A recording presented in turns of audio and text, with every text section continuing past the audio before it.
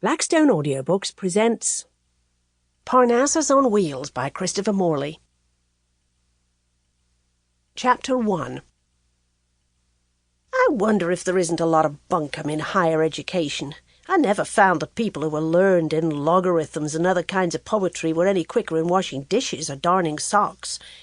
I've done a good deal of reading when I could, and I don't want to admit impediments to the love of books, but I've also seen lots of good, practical folks spoiled by too much fine print.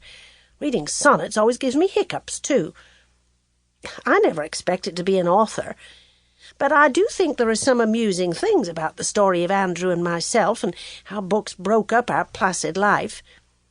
When John Gutenberg, whose real name, so the professor says, was John Gooseflesh, borrowed that money to set up his printing press, he launched a lot of troubles on the world. Andrew and I were wonderfully happy on the farm until he became an author. If I could have foreseen all the bother his writings were to cause us, I would certainly have burned the first manuscript in the kitchen stove. Andrew McGill, the author of those books everyone reads, is my brother. In other words, I'm his sister, 10 years younger. Years ago, Andrew was a businessman, but his health failed, and like so many people in the storybooks, he fled to the country, or as he called it, to the bosom of nature. He and I were the only ones left in an unsuccessful family. I was slowly perishing as a conscientious governess in the brownstone region of New York. He rescued me from that, and we bought a farm with our combined savings. We became real farmers, up with the sun and to bed with the same. Andrew wore overalls and a soft shirt and grew brown and tough. My hands got red and blue with soap suds and frost.